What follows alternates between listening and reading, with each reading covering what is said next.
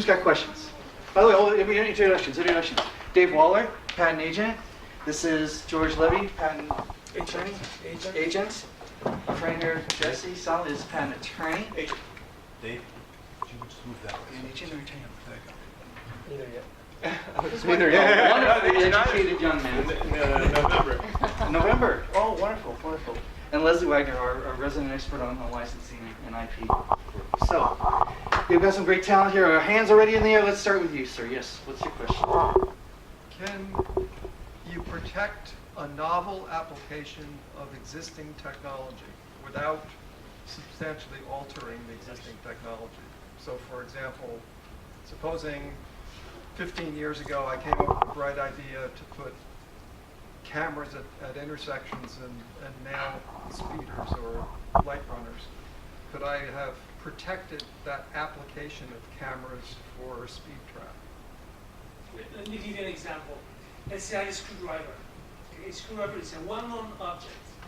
And I say, you know what? Let me use that screwdriver to do a barbecue. Well, is that patentable? Well, the structure of the screwdriver exists already. That shape, that handle, it exists. The structure cannot be patented. However, the method of making a barbecue could be patented if I use a screwdriver. So, if you're going to, the structure itself, when you write a claims, you have to write of a device. You have to describe it in terms of its structure. Okay, so a car, it's an engine with the wheels, with the driving wheels, and so on. So it's a structure. If the structure exists, it's not patented. The claim does not include the utility. In a claim, you don't see a car for where it's driving. It doesn't really. You don't claim the utility. You just claim the structure. Wouldn't that kind of get you into trouble with the obviousness thing that everybody said, well, anybody could stick a hamburger on a screwdriver and make a barbecue out of it? Isn't that obvious? It depends on how you define obviousness. So the idea is it has to be obvious to one of ordinary skill in the art. So you can say anyone could do it, but why didn't you? If that was right. So that's the question that the patent agent and the USPTO and the attorney are going to argue about is, there's factors that actually under the USPTO's website you can go look at their manual that they use. There's actually factors that they list of, well, how do you determine if something was obvious, and things like, well, was there commercial success after it was invented? If there was, then there's money involved. That should have motivated people to do it, and they didn't. So, or is it something that people have been trying to do for a long time? Well, there's several factors. So, yeah, it's not such an easy question to answer. Maybe the example was made a little more complicated with the screwdriver, but I have one that might be easier. Aspirin. Aspirin is used to cure headaches, generally speaking. When aspirin was first found, it was patented with respect to its structure, and it was patented with respect to what it could do, and that was to treat a headache. But let's say today or tomorrow you find out that for some reason you have seen a correlation between taking an aspirin and a reduction in size of, say, breast cancer or prostate cancer. Is that patentable? It could be. It's a method of using salicylic acid to treat a cancer, such as breast or prostate. So yes, it is. Now you gave us an example with respect to a camera at an intersection, which you said you may have developed 15 years ago, and then you've come back and you've got a new method of use. My first concern would be that you waited 15 years to do anything. I would say that you acquiesced in that regard with respect to your rights. You sat on them. And if I had the opportunity to challenge it, I would definitely challenge it on that. Alex? If I file with the old law and then file a continuation, you said it brings it back to the new law? Not necessarily. If your claim has adds new material. So in other words, if you wrote your specification of the old patent to cover, I don't know, screwdrivers that can be used for screwing in screws or for barbecuing, but you only claimed that it was going to be used for screwing in screws, and then later you write a claim to say, and I'm going to barbecue with the screwdriver, and you do that after the March 16th, you still get priority. You get priority back to your original application based on and it'll be prosecuted under the old law because there's no new material added. You just added a claim. But if the claim adds new material that you didn't have before, now you have what's called a bridge patent. You have, the claim's based partly on new material and partly on old material, so it's going to be prosecuted under the new law. The whole patent. The whole patent, all the claims in it. Yeah. It may be helpful too is what Jesse has suggested, is there are really two types of continuations. Continuation application where nothing changes, you're basically restructuring claims to capture what's already in the specification but just structured differently. Those would remain protectable under the old law. But if you file what's called a continuation in part means it's a continuation but you've actually inserted new matter, then you would be subject to the new laws. Yes. Okay, I built 5 prototypes of a fastener device that's used on a material that's already been in existence for many, many years. This company has never thought to apply this material in the way that I have.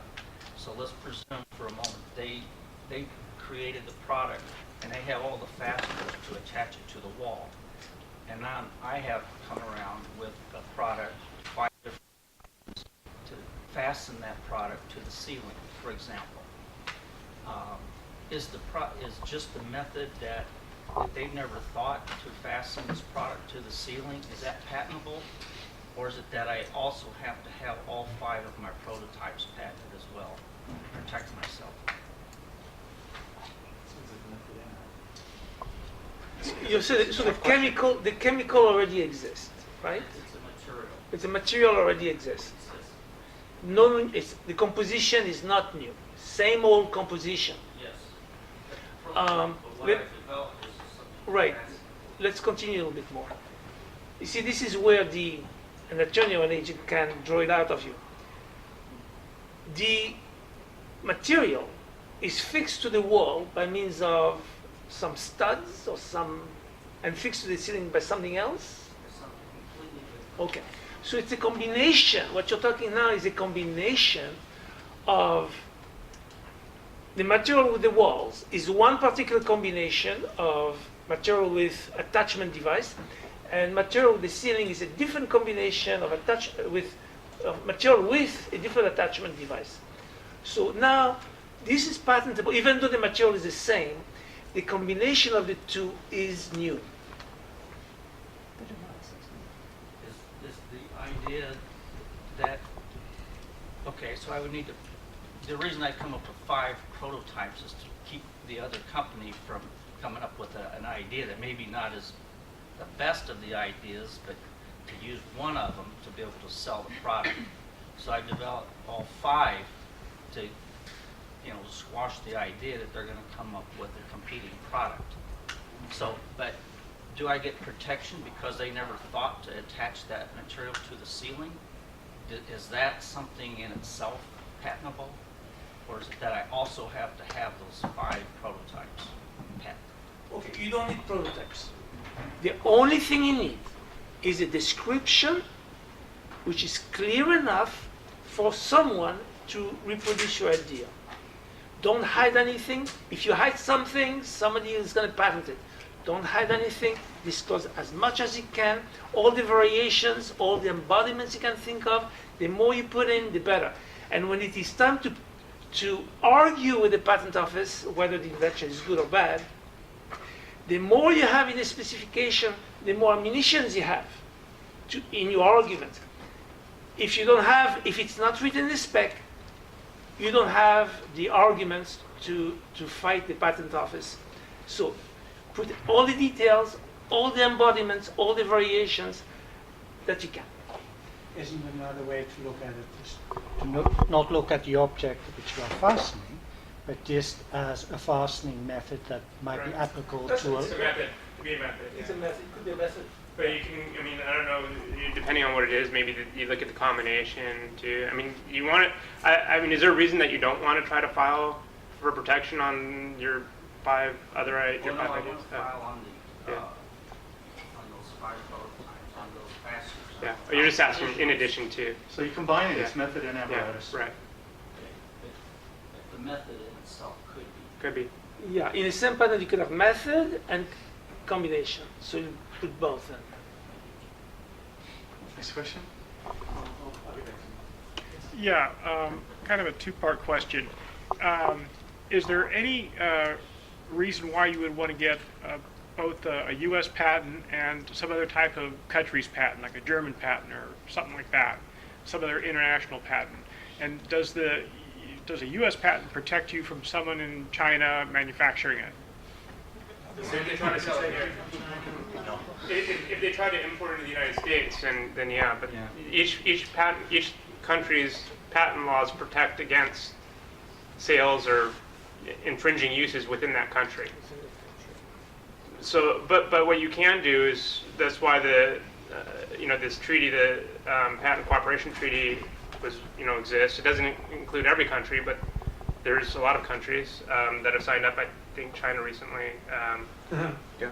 Recently, not one of the later countries. Of course, enforcement is going to depend on how well that country enforces the laws, but at least it'll give you the filing for that protection. It's not protection. Filing that application, it's like filing a really broad provisional application. And now if you find that someone's infringing in China, now I can go file for a Chinese patent and get priority back to that. Your question, you have to use the word desirable to file. When you use the word desirable, you're really talking about return on investment. Okay? Now, return on investment in the US is the highest. You have the largest market and relatively low cost. If you go to other countries, you can have several layers of professionals dealing with, you're going to need a layer here in the States, then a layer in the other countries, and it's going to be very expensive. And the markets are smaller. And prosecution could be more difficult because some countries make it more difficult. So if in order of priorities, you file in the US, and I would say that 95% of inventions are, even for inventors, file in the US first. Because So if I wanted to target it for, say, the U.S. and the European market, a U.S. patent would be sufficient then? no, a US patent is only for the US. In terms of return for investment, then you have to move to your business plan. Okay, how much am I going to spend, and how much I'm going to get back. So, The beauty there is you get a 30-month lead period. Once you file the PCT, you have 30 months to actually follow up in the country of which you want to get the actual patents. Am I correct? Yeah, So that's where you get your 30-31 business sometimes. marketing moving forwards with some protection. Your PCT also covers, once it's issued, your U.S. market, because we're part of the world, right? yeah. Yeah, Last part I of the looked. PCT. So you want to be a world player, start with a PCT. And Which is more expensive. let me add one little piece to it, because George talked about market share, and he talked about the cost of prosecution. The other concern that Jesse suggested was, well, if somebody's infringing, how are you going to sue in Japan if you have a Japanese patent? There are some reasons that are disadvantageous to foreigners in certain countries. The other thing to consider too is, if I'm developing a particular product that I know, for example, Microsoft is going to like, I'm going to look to see what Microsoft's patent world looks like, and I'm probably going to file in those countries, because in the event they acquire, they're going to want protection not just in the United States, they're going to want protection that is compliant with their portfolio. So that's another consideration. One more thing. In order of priority and cost, the US should be highest priority. Then the English-speaking countries, a little bit lower, because you don't have to, the cost of translation, and it's easier to deal with. And then you deal with the non-English-speaking countries, and so on. Depends on your market. Next question. Yeah, I'm just not sure if I understood correctly, but a PCT could act as provisional? It's not. It doesn't act as a provisional. It's basically it gives you priority like a provisional patent would. Okay. But it doesn't. But just like a provisional patent, it doesn't protect you against anything. But that finally. Right. No, a PCT is more like a U.S. utility patent. So first you file the provisional, Okay. then and the within a provision year- from the U.S. provisional, you can branch into utility or PCT or just PCT because the PCT will also cover the U.S. Okay. Yeah. So Okay. you start with the provisional. Okay. And let me clarify too, real quick, that there is no PCT patent, okay? PCT is really just a receiving office for your application. At 30 or 31 months, depending on which particular country you have an interest in, you will then go to national stage, and that application will go to, let's say, the UK or to Australia. Then you'll receive information from your Australian associate or from the Australian Patent Office indicating, these are the rejections and proceed with prosecution. So you will never get a PCT patent, but then after it goes to national stage, the countries that you elect, you can get a patent in each of Okay. those. Gotcha, thank you. I want to just ask, how many of you are thinking of getting some intellectual property protection, but are really, you have a design that you want to protect instead of the whole method or the apparatus? How many are in that category of just looking at design works? There's a few of you. Okay. The reason I bring that up is because the value, as we said, of a design patent isn't as much a utility, but I wanted to add the caveat that if it's added to a trademark that obviously becomes the brand recognition, then it's very important. And so the combination of a trademark with a design patent can be very valuable IP, because as one person sees the object, they think of the brand name, vice versa. There's even, and I would extend that to say, it's not even with design patents and trademarks. Trademarks are important with, a lot of pharmaceuticals use trademarks to extend the life of their product, NyQuil, right, or right, because the patents expire, Claritin, whatever, the patent expires. But they've got a brand. But they've got the brand now, and people don't want to go buy the CVS brand. Some people prefer to, but people call it NyQuil. They want to go buy NyQuil. My wife refuses to buy the same exact thing at CVS for $2 less when it says NyQuil right next to it. One more thing. A more modern type of intellectual property is a domain name on the internet. And that's very important because this is the crux, this is the key to your business. This is your name recognition, your domain name. So that maybe should be added to, even, it's very inexpensive to get. If any of you have questions on regards to design patents or plant patents, and also utility, I've prepared all of those. So if you have any questions specifically on those, come ask me and I can hopefully answer those questions or get you the information.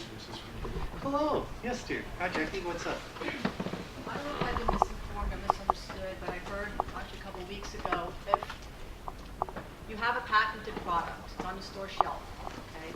Somebody comes along and they go, I have the same design, I want to copy this product identically. They look at the patent and they see that they think it's written poorly. I was told that can be brought in front of a court and the court can actually overturn a patent and somebody can actually copy your product and you have no protection. Is that true? So can a patent be invalidated later by court? Yeah.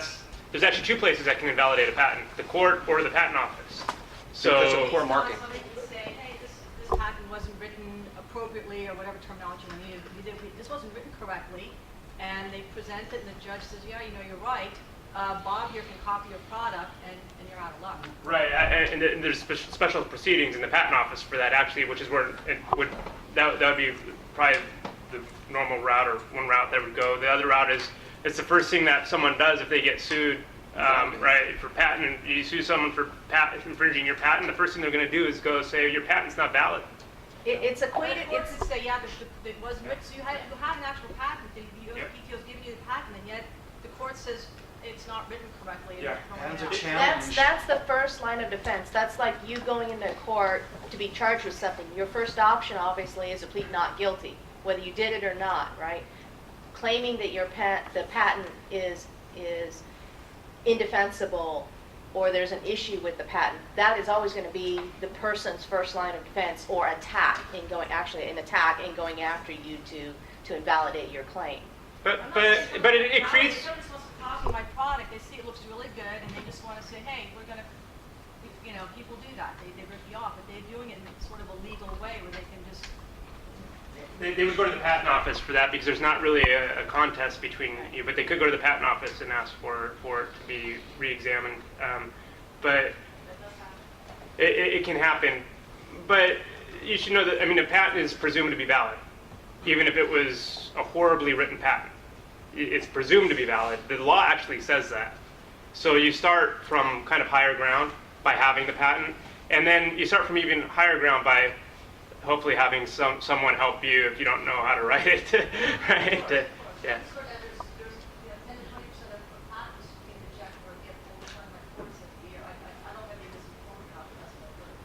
Well, I can give you two stories. One story where I was not a patent guy at the time, and I was a researcher, but I was working for a company, and I was a director in that company, and I was told to acquire some technology that some other company had. So I contacted them. I said, send me over your patents just so I can confirm that everything's above board. What you're selling is what's in the patent. We get that protection. We're going to buy your company, and we'll take all the assets.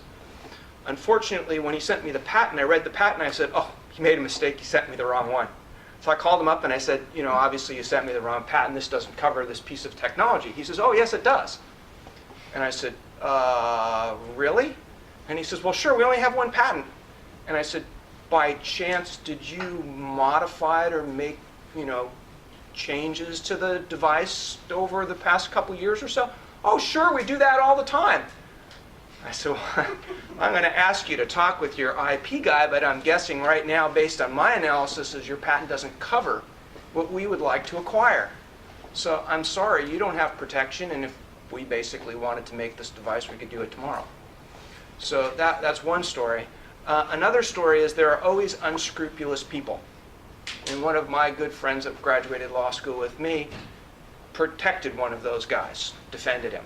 And basically what he would do is he would go into automobile shops or stores, and he'd find out what's flying off the shelf. Always lights, usually lights, some type of light. And he'd make exactly the same thing and package it almost exactly the same way. And he'd sell it, knowing he was infringing and knowing he was going to get caught. But what he did was he cooked books. So what he would do is he would sell $2 million worth of stuff, cook his book saying he made 10, get taken to court, and plead guilty. Oh yeah, I made a mistake. I'm sorry. And the court would say, pay this guy the $10 million that you just got.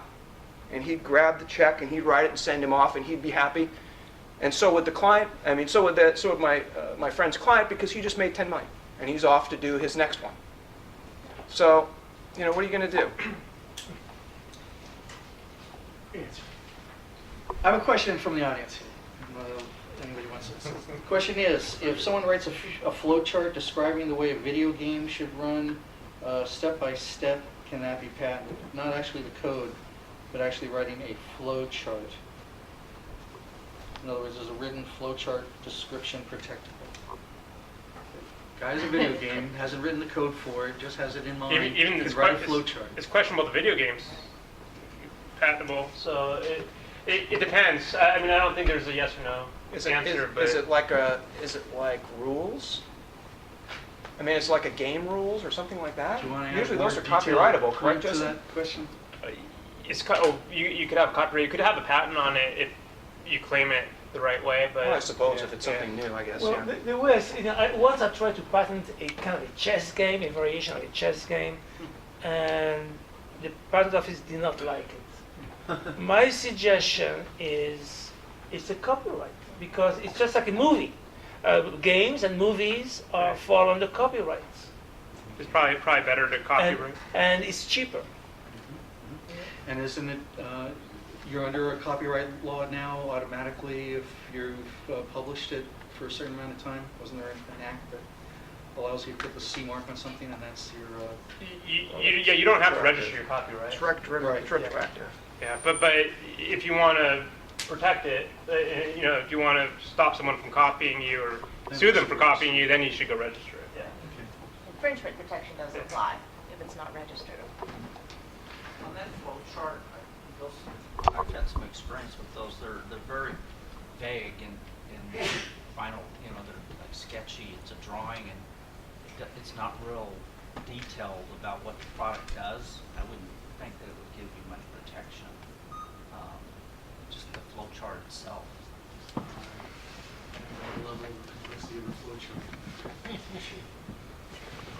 I mean, it could be a business process, I guess. It depends what maybe there's a method of doing something, but yeah, it doesn't sound like it. Yes. Back to trademark and copyright real quick. If you're using something and it's not registered and someone starts to infringe on it, then you register it, can you go back? You can't go back, but you can stop. If they continue to infringe Right. after you register From the date of registration. Yeah.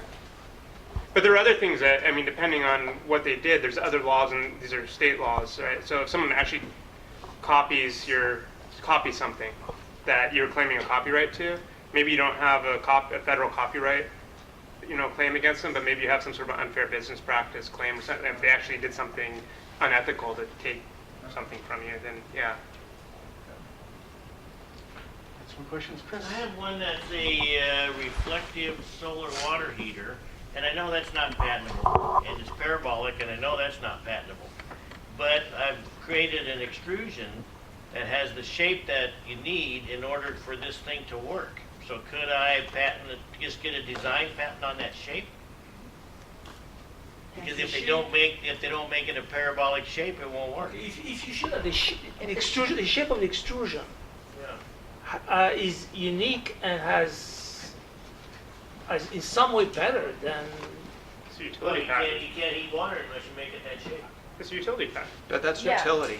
Yeah, So it's because- not But strictly wouldn't it be, ornamental. because there's solar water heaters, there's parabolic water heaters, all that stuff's already out But you there. talk about the extrusion itself. You added something new, so to get a new claim patent, to get something new, it just has to, so long as not every element in that claim would have to be met by prior art somewhere for it to be invalid, right? So you have a new element, and so long as it's considered non-obvious, which it sounds like it is, because it sounds like it was difficult or has to be that way and people haven't figured it out, then it sounds like it's patentable. Right. Because the design part is the non-functional, non-utilitarian look and So feel you of can't it. just say that this shape is the design, and unless you have that shape, you can't make it work. But hold on. But you're not What's claiming the extrusion? utility, you're not claiming, You the could do the design design. is separate from the functionality of it. What you're talking about is, it's the desigin that is specific to its function and performance, right? Those two things are independent. You could do both. You can do both, but they're independent of each other. It seems like the design is a cheaper, easier way to go, because if I go the other way, they're just gonna say, there's plenty of water heaters, there's plenty of parabolic, there's plenty of... Yeah, Well, the hiccup it there, the hiccup is, there, but- Chris, is a little change in that design. Yeah. No, not as long as it's gotta be parabolic. If it's not parabolic, it won't work. Okay, so if I put a coating on it, or if I change the gradient of reflectivity on Unless it, you or if I make it change the parabolic, it material, doesn't matter. a lot of other things can change. Yeah. The size, You can just change the application, are you putting this on a car? All those other applications could be other designs to it. Yeah. Next question. I think we had one Yes, here. gentlemen. This could be a dumb question, but No. say if you have an invention idea you want to turn into a product, and you feel like in a year from now you'll be ready to do the full patent submission, but you kind of jump the gun a little early and do a provisional, file it, and then 1 year later you just don't have everything lined up to what happens exactly then. Been there, done that. You lose your priority, but you don't necessarily lose the patent. You just, if someone else did it before, you don't get the benefit of the date on the provisional anymore. It's not published. Is there anything you gain out of that? Like, is there? Well, I mean, The experience. Well, here's what you gained that you didn't use. What you gained was that you filed and you were able to protect it up to the point of that 1 year so that you could convert if somebody was in that realm similar to yours, but you didn't utilize it because it went past. But since the provisional application is not necessarily public disclosure, nobody sees it, you then file again later. Now, do you have to change the title or anything specifically, you could. but it's not necessary? So the provisional doesn't go public after a year? Well, No. the thing is, you can No, add. unless you convert it. It will not publish. Publishes 18 months after. For utility. From the original filing, once you convert after 12 months. So 6 months after that, it will publish. Hey, Adrian, ask a question. Can you change, after you file the provision, can you make changes either in the title, in the content, or the specification? When you file the non-provisional, yes, you can. And usually those changes are improvements. So you have a chance, what you do, you file your provisional, when your invention is not quite mature, not fully baked, you file your provisional, you get some protection. Within a year, you file your non-provisional with changes, with improvements, and you get protection for the old stuff. The new stuff, the improvements, do not get the old protection. You cannot cheat, right? You get the new material gets the protection of the filing date of the non-provisional. I want to make one warning, though, in doing that. My recommendation is that if you have a provisional that you have filed and you're going to then convert at 12 months and you want to add new stuff, do not remove any of the other stuff. Even if you find out that, let's say, a certain paragraph is non-enabling, in other words, it doesn't necessarily work the way you had hoped, merely back it up with a paragraph that shows another example of how it will work, but leave it in there, okay? And the reason for that is because if you start taking those things out, I'm going to make that comparison if that's ever challenged. And I'm going to say, look it, Mr. IM recognized that this was not enabled. That's why he removed it. Therefore, Your Honor, I think we should take a look at this because I don't think that this is enabled or, there's some justification for not doing that. But if you leave it in there and it doesn't necessarily work, nobody doesn't really know that unless they try it. And so I can't pick it out. I can't see what you've done. All I can see is that you've added stuff. It doesn't really mean much. Right. So. Another 2 questions. Sydney, you have any questions? Curious about the difference between there's business name, which you register locally or by the state, trade name, and trademark. Trade name is the one I'm curious about. There must be 1,000 Bill's Diners. But if you have a unique trade name, how do you protect that? And where do you protect it? So it depends where you want the protection. I mean, is the answer, right? So federal protection is a trademark. That's the only way to get federal protection on a name is to file for a trademark. Oh, I mean, if you're using it federally, yeah, in other words, it's on your website or whatever, so everyone sees it in every state, then you have a trademark. As the trade name then becomes a trademark, or depending on the trademark rules, if there's a chance it could be descriptive. There's reasons why you might not get a trademark protection for it. For example, if you called yourself, Northwest, whatever, Northwest is not going to probably get protection because it's descriptive. But you can get trademark protection. You can register the trademark. You can also, if you're just talking about within a state, within a locality, you can file for doing business as, right? You can file with the Secretary of State for your business name. Doing business as is a common way to do it within a county. You can do state trademarks depending on the state. California, you can get a California state trademark. So it depends on where you want the protection. So a mark does not literally have to be a mark. It can be a name. Can it be within the limitations of the statute, which tell you can't do names that say certain things. If you use a person's name that's not your own name, you don't have the permission, then it can't be, right? But and if it's a common name, I mean, if you did, John Doe, you're not going to ever get that. We just did that with Kirkwood, didn't we? Federally. Mm-hmm. Register the name. I do have a question for Jesse, though. With respect to trademarks, let's say he brought up a question I've always wanted to know the answer of. Oh. So let's say Joe's Diner is in California, and I travel across the state. I don't see Joe's Diner, but I get to Massachusetts and I see Joe's Diner. And I'm like, wow, how do they manage that? Can you have a federal trademark that's regional? Can you say, well, okay, you've got the trademark and the guy in Massachusetts got the trademark, but the dividing line is the Mississippi River. That Joe's only to the Mississippi, and your Joe's only to the west from the Mississippi west. Can you do that, or how does that work? You don't. So you have to use the mark within the region, those regions, right? Uh-huh. So in essence, yes, because the rule on infringement is there a likelihood of confusion? Confusion. Okay, Right, got it. So, Okay. That's what I thought. I wasn't certain.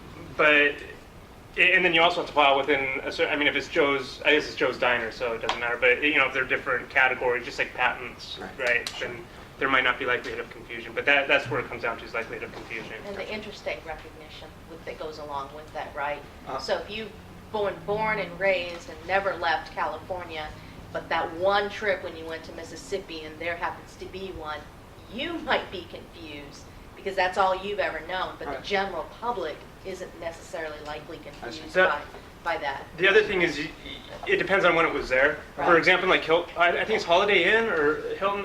One of them. There's a. I think it's. I forget which one. It's either Hilton or Holiday Inn. One of those two is in Florida, in a small community in Florida. It's been there long before the Oh, I hotel see. chain So opened it's up. a different Hilton. Different. Yeah, Right. okay. But they've been there, and they were there first. So what happened with the trademark office is, the patent and trademark office is it was Holiday Inn, I think.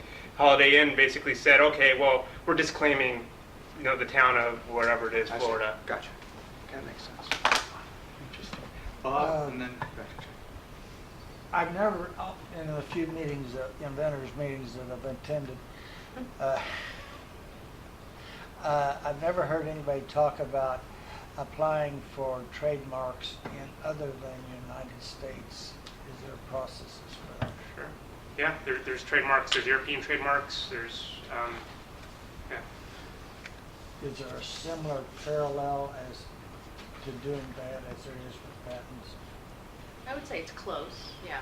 There's no, I don't, It's not exactly the same, but when you talk about where there are certain protections, but then it also boils down to what that body, that governmental body is going to allow for those protections as well. So, but there are treaties, just like Yeah. yours. They're just, so under the World Intellectual Property Organization, it covers trademarks. And in fact, the categories that you use when you file for a trademark in the United States, you know, for whatever, if you're going to file for a trademark for restaurants or whatever category you pick, that might be, you know, 22 or whatever. That's an international category. So we use those international categories so that you could easily figure out what it is when you file in whatever other place you file.